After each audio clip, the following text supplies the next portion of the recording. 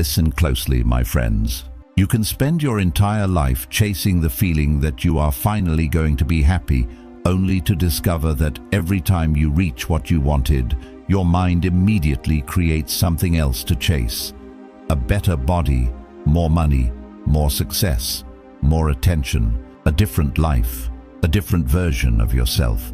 And somehow, after getting closer to everything you thought would make you happy, you still feel that quiet emptiness when the noise disappears.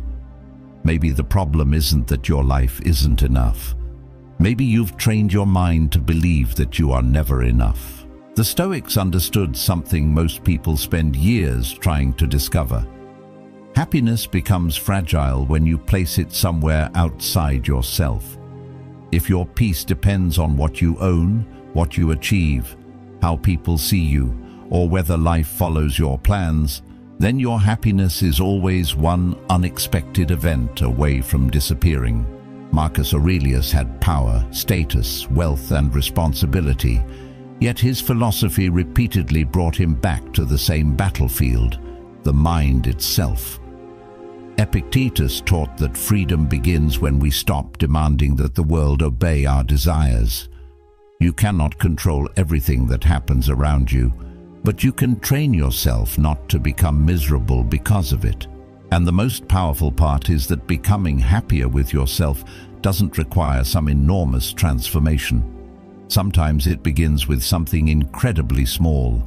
How you speak to yourself when you fail, whether you allow yourself to enjoy a quiet moment without needing stimulation, whether you compare your life to someone else's, whether you constantly chase the next achievement instead of experiencing the life already in your hands. These tiny behaviors seem insignificant, but repeated every day, they become the emotional environment you live inside. Your mind eventually lives in the atmosphere you repeatedly create for it. Think about a person carrying a heavy stone everywhere they go, then spending years searching for a better road because the journey feels painful. They change cities, careers, relationships, routines, goals, and still feel the same weight. Eventually, they realize the road was never the only problem. They were carrying something they had never learned to put down. Many people live exactly like this. They keep changing their circumstances while carrying the same dissatisfaction, comparison, resentment, and self-rejection into every new chapter. So in this video, we're going to uncover 7 small but powerful habits that can help you become genuinely happier with yourself, not by pretending life is perfect, not by ignoring pain, and not by depending on other people to complete you, but by changing the way you experience your own mind and your own life. These habits will help you stop constantly fighting yourself, appreciate what is already present, create inner peace, and become comfortable in your own company. Because there is a difference between being alone and being at peace with yourself. There is a difference between wanting more from life and believing that what you have now has no value. There is a difference between improving yourself and secretly hating the person you are trying to improve. And until you understand that difference, you can keep achieving more while feeling less satisfied. The goal is not to stop growing. The goal is to stop believing you must become someone else before you are allowed to feel good about being you. So stay until the end, because these 7 habits may look small, but practiced consistently, they can completely change the relationship you have with the person you spend your entire life with, yourself. Habit 1. Stop arguing with reality. One of the quietest ways to destroy your own happiness is to spend your days mentally fighting things that have already happened. You replay the conversation, you rewrite the decision. You imagine how life would look if that person had stayed, if that opportunity had worked, if your past had been different, if your body looked different, if your circumstances had changed sooner. And while your body is standing in the present, your mind keeps living inside a reality that no longer exists. You cannot build peace in a room where your mind is constantly fighting ghosts. This is where Stoicism becomes brutally practical. Epictetus understood the difference between what is within our control and what is not. The past is not waiting for your permission to become different. Other people's choices are not yours to command. Reality does not negotiate because you are unhappy with it. But your response to reality is still yours. The moment you stop demanding that reality become something it isn't, you recover the energy you were wasting fighting it. Acceptance is not weakness. Acceptance is the point where resistance ends and intelligent action begins. Imagine standing on the shore after a storm and shouting at the ocean because it destroyed something you loved. The ocean does not hear your anger. The waves do not reverse because you are devastated. You can spend the entire night screaming at the water, or you can look at what remains, gather the pieces, and decide what can be rebuilt. That is the difference between suffering and adding unnecessary suffering to your life. Pain may be unavoidable. The endless argument with reality is often optional. Marcus Aurelius faced circumstances that would have given most people endless reasons to complain. War surrounded him, people betrayed him, illness touched his world, responsibilities followed him constantly, and yet he repeatedly brought his attention back to the present task. He didn't need life to become gentle before he could become peaceful. He understood that his responsibility was not to redesign the universe according to his preferences. His responsibility was to govern his own mind within the universe he had been given. And this habit begins with a very simple question. Is this something I can change, or something I must learn to accept? Ask it when someone disappoints you. Ask it when an opportunity disappears. Ask it when you make a mistake. Ask it when your plans collapse. If the answer is that you can act, then act. If the answer is that you cannot change it, then stop spending your emotional energy demanding a different reality. This question can turn a chaotic mind into a disciplined one. But acceptance does not mean becoming passive. If you hate your current health, acceptance means acknowledging where you actually are instead of pretending everything is fine. Then you train. If your career is behind where you wanted it to be, accept the starting point and build from there. If someone has left your life, accept their decision without allowing their absence to decide the rest of yours. Acceptance looks at the truth without blinking, then asks what can still be done. There is also something psychological happening here. When you repeatedly ruminate over an unchangeable event, your attention keeps returning to the same emotional wound. The event may have happened once, but your mind can replay it hundreds of times. You experience the memory again, the anger again, the regret again, the humiliation again. You cannot change the original event, but you can repeatedly recreate its emotional presence inside your mind. You may not be able to stop the past from existing, but you can stop giving it unlimited access to your present. Think of your attention as a limited currency. Every minute spent mentally fighting yesterday is a minute you cannot invest in today. Every hour spent comparing your current life with an imaginary version of your life is an hour removed from the life actually available to you. This is why Stoic acceptance is not merely philosophical, it is practical. It protects your attention from being consumed by battles you cannot win. And there is a deeper freedom hidden inside this habit. When you stop requiring reality to make you happy, you become harder to emotionally destroy. You can experience disappointment without becoming bitterness. You can experience rejection without deciding that you are worthless. You can lose something without believing you have lost everything.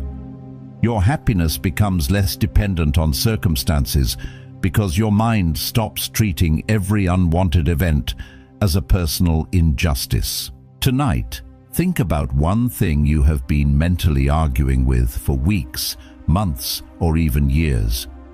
Maybe it is something someone did. Maybe it is something you regret. Maybe it is a part of yourself you keep wishing were different. Don't force yourself to love it. Don't pretend it didn't hurt. Simply tell yourself, this is what happened. This is where I am. Now what can I do with what remains? That question is powerful because it brings you back from the imaginary world of what should have happened into the only world where your actions actually matter. You cannot make peace by winning an argument with reality. You make peace by finally accepting what is and then using what remains to build what comes next. Habit 2. Stop measuring your life against other people. One of the fastest ways to become unhappy with yourself is to constantly use someone else's life as the measuring stick for your own.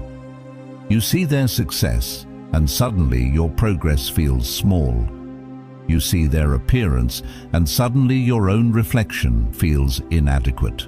You see their relationship, their money, their lifestyle, their confidence, and without realizing it, you turn their highlight into evidence against yourself. Comparison doesn't simply show you what someone else has. It quietly teaches you to dislike what you already have. The Stoics understood that this was a dangerous way to live because it places your emotional state in the hands of things you cannot control. Epictetus would ask you to look at what actually belongs to you: your choices, your judgments, your effort, your character. Someone else's possessions do not become your deficiency simply because they possess them. Someone else's success does not make your journey a failure. A mountain does not become smaller because another mountain is taller. Your task is not to defeat every mountain you see. It is to climb the one that belongs to you. Imagine two runners starting at different points on a massive landscape. One begins with better shoes, another begins with more training, another has a shorter path, another begins much later. If you spend your entire race looking sideways, you will eventually lose sight of your own direction. You will become exhausted trying to match a race you were never running. Your life works the same way. The moment you turn someone else's timeline into your deadline, peace begins to disappear. Marcus Aurelius lived in a world where status was constantly visible. He was surrounded by wealth, power, armies, politicians, and people competing for influence. Yet Stoic philosophy repeatedly redirected attention away from external rank and toward internal character. What mattered was not whether another person possessed more power, but whether he was governing himself with justice, courage, discipline, and reason. That distinction remains powerful today because modern comparison has simply become faster. The arena is now in your pocket, and you can compare yourself with thousands of people before breakfast. There is a psychological trap hidden inside this. Your mind is naturally sensitive to social information because humans evolved within groups where status and belonging could affect survival. But modern life can turn that ancient mechanism into an endless competition. You see someone else's best moment without seeing their private struggle. You see the result without seeing the years behind it. You see the body without seeing the habits that created it. You see the wealth without seeing the risks, sacrifices, failures, or circumstances behind it. You are comparing your entire life to a carefully selected fragment of someone else's, and comparison becomes even more destructive when you compare your present self with someone else's final result. You look at the person who has mastered something after 10 years and judge yourself because you are struggling during your first year. You look at someone who built a successful career and feel behind because you haven't found your direction yet. But progress has a rhythm. A seed does not become a tree because you become impatient with the soil. Growth cannot be rushed simply because someone else's tree is already visible. This doesn't mean you should stop admiring successful people. Admiration can become instruction. Envy can become information. If someone possesses a quality you genuinely respect, ask yourself what behavior produced it. Instead of saying, "I wish I had their life," ask, "What can their life teach me about the person I want to become?" That one shift transforms comparison from poison into education. And there is something even deeper. Sometimes you are not jealous of the person. You are grieving the version of yourself you believe you should have become by now. You see someone moving forward, and it reminds you of your own unfinished ambitions. That pain can be useful if you interpret it correctly. Don't use it as proof that you are worthless. Use it as a signal that something inside you still matters. The discomfort may not be saying, "You are behind." It may be saying, "There is still something you want to build." So create a private scoreboard. Measure yourself against your own previous behavior. Are you more disciplined than you were 6 months ago? Do you recover faster from failure? Do you speak to yourself with more respect? Do you keep more promises to yourself? Do you spend your attention more wisely? These are measurements that actually belong to you. Your greatest competition is not the person on your screen. It is the version of you that keeps asking for another year without changing anything. Tonight, when you catch yourself comparing, don't immediately force the thought away. Pause and ask, what exactly am I seeing that I want? Maybe it is confidence, maybe freedom, maybe discipline, maybe health, maybe financial stability. Identify the quality beneath the envy, then turn your attention toward the habit that could build it. Because happiness with yourself does not come from proving that you are better than everyone else. It comes from no longer needing someone else's life to become smaller before you can appreciate your own. You don't need their path. You need to become faithful to yours. Habit 3. Learn to enjoy your own company. There is a strange emptiness many people carry that becomes visible only when the room becomes quiet. The phone stops vibrating. The notifications disappear. Nobody is asking for anything. There is no music, no conversation, no screen demanding attention, and suddenly, being alone feels uncomfortable. So they reach for something. They scroll, message someone, watch something, chase stimulation, or create unnecessary noise. But if you cannot sit peacefully with yourself for even a few minutes, you may not actually be afraid of loneliness. You may be afraid of meeting the person you have been avoiding. The Stoics treated solitude differently. Marcus Aurelius lived in a world filled with responsibility, conflict, political pressure, and human demands. Yet he repeatedly returned inward to examine his own judgments. He understood that the mind needs moments where it is not being pulled around by the outside world. This does not mean becoming isolated or rejecting people. It means becoming comfortable enough with yourself that your happiness does not collapse the moment nobody is entertaining you. A person who can enjoy his own company becomes much harder to control through loneliness. Think of a deep mountain lake. When the surface is constantly disturbed, you cannot see what lies beneath it. Every wind creates waves. Every movement creates distortion. But when the water becomes still, the depth becomes visible. Your mind is similar. Constant stimulation keeps you on the surface. Silence allows you to see what is actually happening underneath.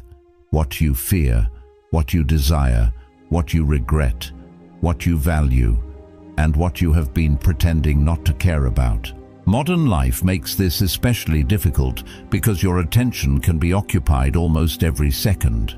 You can wake up and immediately consume someone else's thoughts before hearing your own. You can eat while watching something, walk while listening to something, sit while scrolling, and sleep after consuming another 100 pieces of information. The brain rarely receives a clean moment to simply exist, and when silence finally arrives, it can feel almost threatening. But discomfort with silence is not proof that silence is bad. Sometimes it is evidence that your mind desperately needs it. There is also a deeper psychological reason this matters. When you constantly escape uncomfortable thoughts through stimulation, you never give yourself the opportunity to process them. You may temporarily feel better, but the underlying emotion remains. The unfinished conversation remains. The uncertainty remains. The insecurity remains. The regret remains. You haven't solved the problem. You have simply distracted yourself from noticing it. This is why learning to sit alone can become a form of emotional strength. You stop running from every uncomfortable thought and begin learning which thoughts deserve your attention. Epictetus taught that our judgments about events shape our experience of them.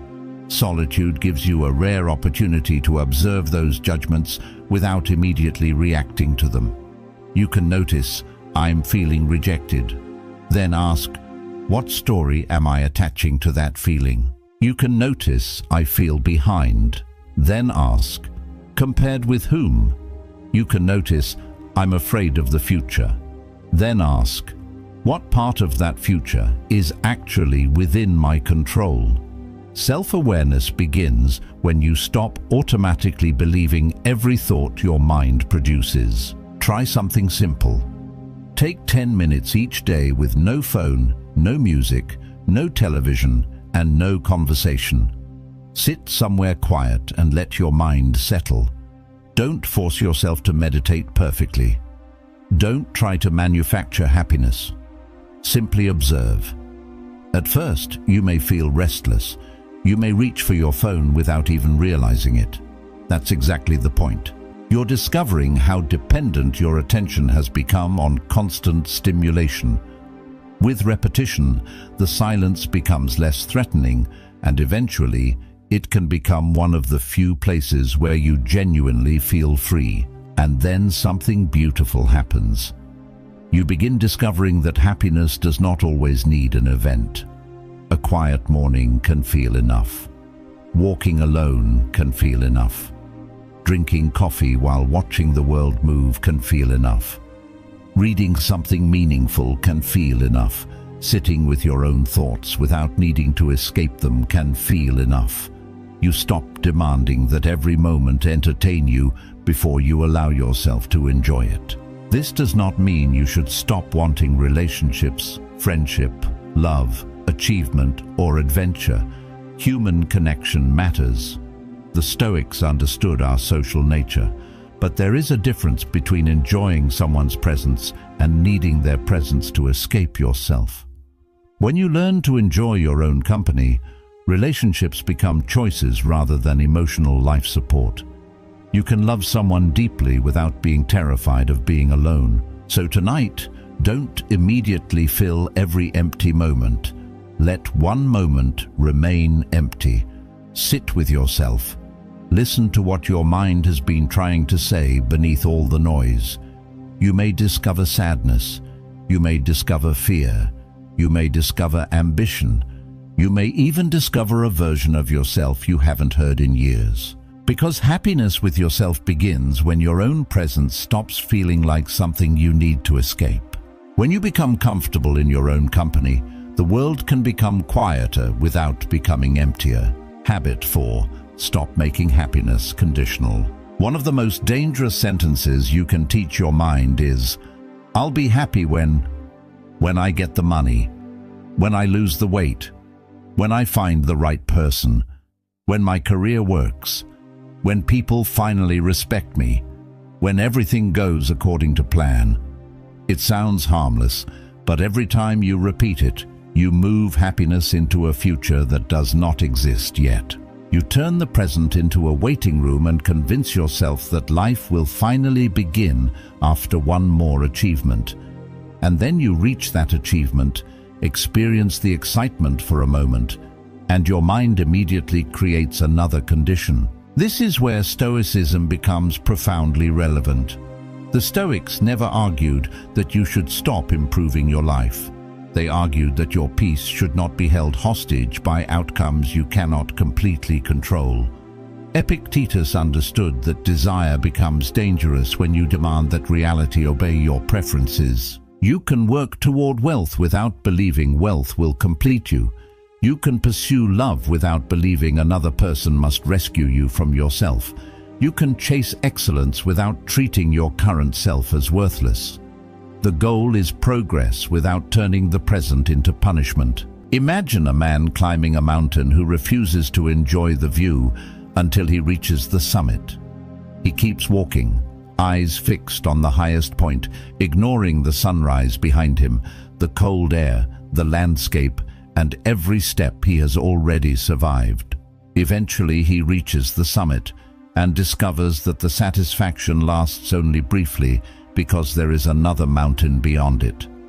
The problem was never that he wanted to climb. The problem was that he had made himself incapable of enjoying the journey. There is a psychological pattern behind this. Human motivation often adapts to achievements. Something that once seemed extraordinary can quickly become normal after you obtain it. The new phone becomes ordinary. The new salary becomes ordinary. The compliment becomes forgotten. The achievement becomes yesterday's news. This doesn't mean achievement is meaningless. It means achievement alone cannot permanently stabilize your emotional state. If your happiness depends entirely on the next reward, your mind will constantly move the finish line. Marcus Aurelius had every external reason to believe that status could define a person. He was an emperor, yet Stoic philosophy repeatedly directed him away from status and toward character. Imagine possessing enormous power and still reminding yourself that what matters is how you think, act, and treat other people. That is a powerful lesson for modern life. You can pursue a better life without postponing your right to appreciate the life already in your hands. This habit becomes especially important when you are improving yourself. Self-improvement can quietly turn into self-rejection. You start working out because you hate your body. You study because you believe you're stupid. You build a career because you believe you're worthless without success. You become disciplined because you secretly despise your current identity. From the outside, it looks like ambition. Inside, it is war. And eventually, even if you achieve your goals, the voice that told you that you were not enough simply chooses a new target. Real growth sounds different. I respect myself enough to become better. Not, I must become better before I deserve respect. That distinction changes everything. When discipline comes from self-respect, failure becomes information instead of humiliation. A bad workout does not become proof that you're weak. A failed project does not become proof that you're worthless. A rejection does not become proof that you are unlovable. You can evaluate the result without turning the result into an identity. Try changing one sentence in your daily thinking. Instead of saying, "I'll be happy when I achieve this," say, "I will work toward this while learning to appreciate where I am." That does not lower your ambition. It protects your mind while you pursue it. You can want more without despising what you have. You can desire change without hating the present. You can be hungry for growth while still being grateful for the person who survived everything that brought you here. Think of a fire. A fire needs fuel to keep burning. But if you throw everything into it at once, you destroy the very thing you're trying to sustain. Your ambition needs the same balance. Goals give direction. Gratitude gives stability. Discipline gives movement. Acceptance gives peace. Remove one completely, and the system becomes fragile. A meaningful life is not built by choosing between ambition and contentment. It is built by learning how to hold both. So today, notice the conditions you have placed on your happiness. When I look better. When I make more money. When people understand me. When my life finally becomes easier. Question them. Ask yourself whether you are actually pursuing something meaningful or simply postponing your permission to feel alive. Because the future is never guaranteed to arrive in the exact form you imagine. And if you spend your entire life waiting for perfect conditions before allowing yourself to be happy, you may eventually discover that you were standing inside the life you once prayed for, but you were too busy waiting for the next one to notice. Improve your life. Chase meaningful goals, but don't postpone your peace until you reach them. Habit 5. Stop being at war with yourself. There is a kind of exhaustion that sleep cannot fix, because it comes from fighting yourself every day. You criticize your appearance, regret your decisions, replay your failures, question your worth, and compare your progress until even your own mind becomes a place you don't want to live in. You may look calm from the outside while carrying a private war inside. And the tragedy is that you can spend years trying to improve yourself while secretly treating yourself like an enemy. You cannot build a peaceful life with a mind that is constantly attacking the person living inside it. The Stoics understood that self-mastery was never supposed to mean self-hatred. Marcus Aurelius repeatedly reminded himself to return to reason, virtue, and the present task, rather than becoming consumed by judgment. The Stoic approach is not, everything I do is perfect. It is, I can acknowledge my mistakes without turning them into a verdict against my entire existence. That distinction is enormous. A disciplined person corrects himself. A destructive person condemns himself. One creates growth, the other creates shame. Think about a gardener who discovers that one section of his garden is dying. He doesn't stand over the plants screaming that they are worthless. He studies the soil. He looks at the sunlight. He checks the water. He removes what is damaging the roots and changes the conditions. Why? Because destruction does not produce growth. Your mind needs the same approach. When something in your life is not working, don't immediately say, I'm a failure. Ask, what is causing this, and what can I change? This is where the difference between guilt and shame becomes important. Guilt can say, I made a bad decision. Shame says, I am a bad person. Guilt can point toward correction. Shame attacks identity. If you fail at something, learn from the failure. If you hurt someone, take responsibility and repair what you can. If you wasted time, change the pattern. But don't turn one chapter into the definition of the entire book. A mistake is an event. It does not automatically become an identity. Modern psychology also gives us a reason to take our internal dialogue seriously. Repeated thoughts strengthen familiar mental pathways, and patterns of harsh self-criticism can reinforce negative emotional cycles.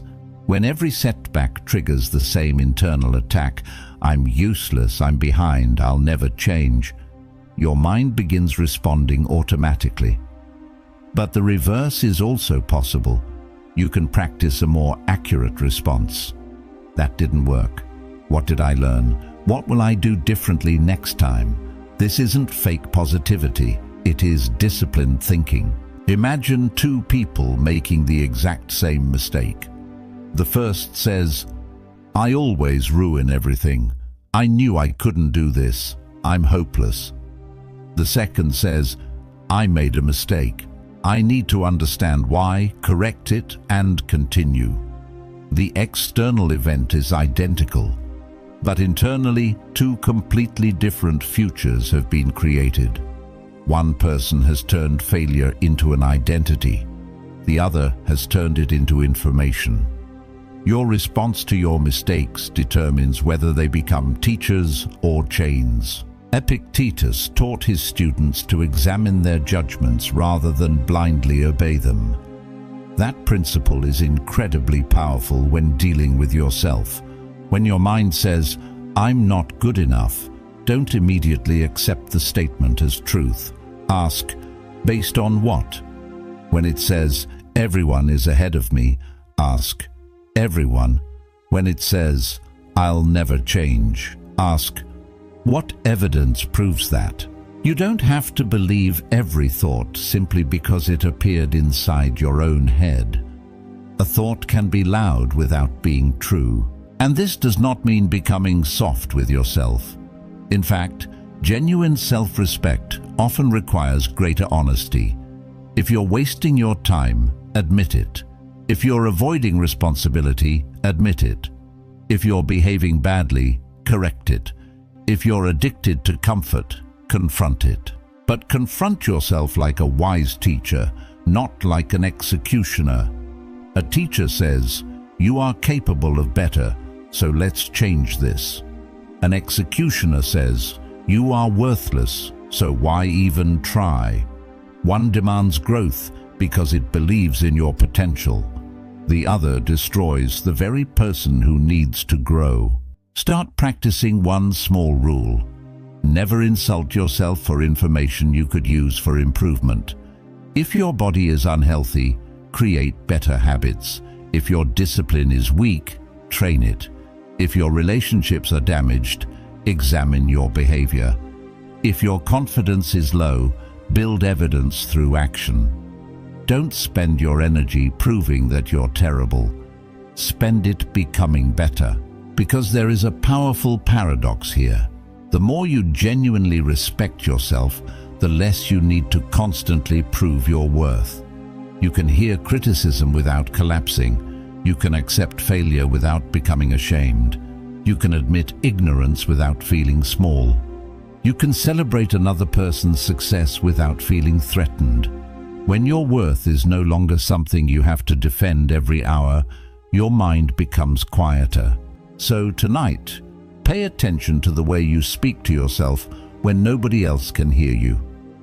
That voice may be shaping your happiness more than your circumstances ever could. If you wouldn't speak to someone you love the way you speak to yourself, ask why you have accepted that voice as normal. You do not need to become perfect to be at peace with yourself.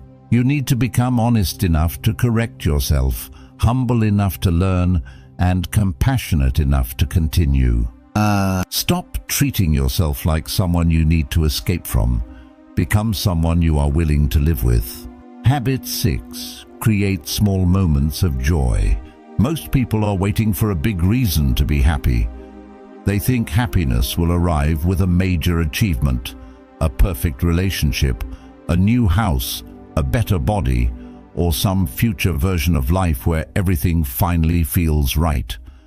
But while they wait for the extraordinary, they overlook the ordinary moments that are quietly keeping them alive. A warm morning, a peaceful walk, a good conversation, sunlight through a window, the feeling of finishing something you promised yourself you would do. Your life is not only made of the moments you celebrate, it is made of thousands of moments you barely notice. The Stoics understood the value of appreciating what is already present. Marcus Aurelius repeatedly reminded himself to pay attention to the immediate moment rather than becoming consumed by what might happen later. This was not passive gratitude. It was a form of mental discipline. When your attention is always racing toward the next achievement, you become blind to the life happening underneath your feet. You keep asking, what comes next, while forgetting to experience what is happening now. A mind that cannot appreciate a small moment will eventually discover that even a big moment cannot satisfy it for long. Think of a person walking through a forest while staring at a distant mountain. The mountain is beautiful, but because he is obsessed with reaching it, he never notices the flowers beside the path, the wind moving through the trees, or the sunlight touching the ground. He reaches the mountain exhausted and realizes something painful. The entire journey was filled with things he could have enjoyed. Happiness often works the same way. You can spend years staring at the destination and accidentally miss the life that was happening on the way there. There is also a psychological reason. Small positive experiences matter. Your brain is constantly learning what deserves attention. When you deliberately notice something pleasant, meaningful, or rewarding, you reinforce your ability to detect those experiences instead of allowing your attention to be dominated entirely by problems. This does not mean pretending negative things don't exist. It means refusing to train your attention to become a machine that only searches for what is wrong. What you repeatedly notice becomes part of the emotional landscape you live inside. And this is where a small daily habit becomes powerful. Every day, deliberately create one moment that has no productivity requirement. Drink your tea without scrolling. Walk without checking your phone. Sit outside and feel the air. Read a few pages of something meaningful. Listen to music without doing 3 other things at the same time. Look at the sky before you rush back inside. These moments may appear insignificant, but they teach your mind something important. Life does not have to be productive every second to be valuable. Modern life constantly tries to turn every empty moment into consumption. Waiting becomes scrolling. Eating becomes watching. Walking becomes listening. Silence becomes notifications. Even rest can become another form of stimulation. Eventually, you can become so accustomed to constant input that simple life begins to feel boring. But boredom is not always a problem to eliminate. Sometimes it is the doorway through which your sensitivity to ordinary life returns. Seneca wrote about the importance of examining how we spend our time, because life is not simply measured by how many years we possess, but by how consciously we use them. Imagine realizing at the end of your life that you were present for thousands of sunsets, but experienced almost none of them because your mind was always somewhere else. You were sitting with people you loved while thinking about work. You were working while thinking about the weekend. You were resting while worrying about tomorrow. Your body was constantly present, but your attention was always absent. So create small rituals that bring you back. Morning sunlight, a short walk, a quiet meal, writing a few thoughts before bed, cleaning your space, making your favorite drink slowly instead of rushing through it. These aren't magical tricks. Their power comes from repetition. They create small points of stability inside an unpredictable life. And when difficult seasons arrive, those small moments become reminders that life is not only made of problems. But don't misunderstand this habit. You are not trying to manufacture happiness every hour. Some days will be painful. Some mornings will feel heavy. Some losses cannot be solved with gratitude. Stoicism never demanded that you pretend suffering doesn't hurt. The lesson is more mature. Feel what is real without allowing pain to convince you that nothing good remains. Because happiness with yourself is often less about finding one enormous reason to smile and more about becoming sensitive to the small reasons you previously walked past. One day you may realize that the life you were waiting to enjoy was never waiting somewhere ahead. It was hidden inside the ordinary moments you were too distracted to notice. Habit 7. Protect your mind from what steals your peace. You can be surrounded by everything you once wanted and still feel miserable if your mind has become a place where everything is allowed to enter. Every opinion, every criticism, every comparison, every notification, every argument, every person's judgment gets a room inside your head. You replay what someone said 3 days ago. You imagine what people think about you. You worry about situations that haven't happened. You consume bad news until the world feels dangerous, even when you're sitting safely in your room. Sometimes the problem is not that your life contains too much pain. It is that your mind has stopped having a filter. The Stoics understood that attention is one of the most valuable things a human being possesses. Marcus Aurelius constantly reminded himself to return his mind to what was actually in front of him instead of allowing external chaos to dictate his inner state.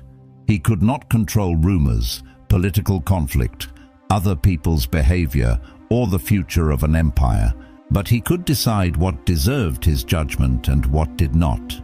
That is a lesson modern life desperately needs. Not everything that reaches your eyes deserves to reach your heart. Imagine your mind as a house with an open front door. Anyone can walk in. A stranger enters and leaves an insult on the table. Another person brings jealousy and drops it in the bedroom. Social media brings comparison and fills the walls with photographs of lives that don't belong to you. News brings fear and leaves it sitting beside your bed. By night, you wonder why you cannot feel peaceful. But the question is not only, why am I anxious? The deeper question is, who have I allowed to decorate my mind? This is where attention becomes a form of self-respect. Every piece of information you consume is asking your brain to spend something. Every argument you replay demands mental energy. Every comparison forces you to evaluate yourself against an artificial standard. Every unnecessary notification interrupts your attention and pulls you away from whatever you were doing. Your mind is not an infinite space. It has limits, and when you constantly fill it with noise, there is less room for reflection, gratitude, creativity, and genuine presence. There is also a psychological principle behind repeated exposure. What you repeatedly expose yourself to becomes familiar, and familiarity can shape what your brain expects and notices. If your daily environment is filled with outrage, comparison, negativity, and conflict, your attention can become increasingly tuned toward those signals. You may begin looking for threats even when none are present. But when you deliberately expose yourself to meaningful conversations, useful knowledge, nature, silence, exercise, reflection, and people who bring out your better qualities, you create a different mental environment. Your mind absorbs patterns from the world you repeatedly give it. This doesn't mean becoming ignorant of reality. Stoicism is not hiding from difficult information. Marcus Aurelius was responsible for an enormous empire. He could not simply ignore problems. The difference is that he tried to respond to what required action rather than emotionally consuming everything that demanded attention. There is a difference between being informed and being mentally possessed by information. You can know what is happening in the world without carrying the entire world inside your nervous system. And this habit becomes especially important when it comes to other people's opinions. Someone dislikes you, someone misunderstands you, someone criticizes you, someone doesn't invite you, someone thinks you're not good enough. You can spend hours trying to correct their perception, but you cannot control another person's mind. Epictetus would bring you back to the same battlefield, your judgments and actions. Ask yourself, is there something useful in this criticism? If there is, learn from it. If there isn't, let it pass. Think about a ship at sea. The ocean is constantly moving. Waves hit the hull. Wind changes direction. Storms appear without permission, but the captain doesn't scream at every wave. He studies the conditions, adjusts the sails, and keeps the destination in mind. Your mind needs the same discipline. The world will always produce noise. People will always have opinions. Life will always contain uncertainty. Peace does not come from creating a world without waves. It comes from becoming a better captain. So create boundaries around your attention. Turn off unnecessary notifications. Stop checking your phone every few minutes. Reduce content that consistently leaves you angry, insecure, or empty. Spend less time explaining yourself to people committed to misunderstanding you. Give yourself periods where nobody can reach you. And most importantly, learn to ask one question before giving something your emotional energy. Does this deserve a place in my mind? Not everything deserves an answer. Not every insult deserves a reaction. Not every trend deserves your attention. Not every person's opinion deserves your self-doubt. Not every problem belongs to you. Because when you protect your attention, you are not becoming disconnected from life. You are finally taking ownership of the part of life that has always belonged to you, your mind. And the quieter your mind becomes, the easier it becomes to hear something that was buried beneath all the noise. You were never missing happiness. You were often just too distracted to notice it. Maybe happiness was never something you needed to find. Maybe it was something you needed to stop running away from. You learned to accept reality, stop comparing your journey, enjoy your own company, protect your peace, appreciate small moments, and stop making your happiness dependent on some future version of yourself. The Stoics understood that life will never give you perfect conditions. There will always be something missing, something uncertain, something you wish were different. But you can still choose how you meet the life in front of you. You can want more without believing you are not enough. You can improve yourself without hating yourself. You can walk alone without feeling empty. So stop waiting for the perfect life before allowing yourself to feel alive. Look around you. Notice what is already here. Be grateful for what you have. Work patiently for what you want, and make peace with the things you cannot control. Because the person you keep trying to become deserves your effort. But the person you are today deserves your acceptance too. Be happy with yourself. Not because your life is perfect, but because you finally understand that you don't need perfection to experience peace. And if this video helped you see yourself differently, subscribe to the channel, like this video, and share it with someone who needs to learn how to be at peace with themselves.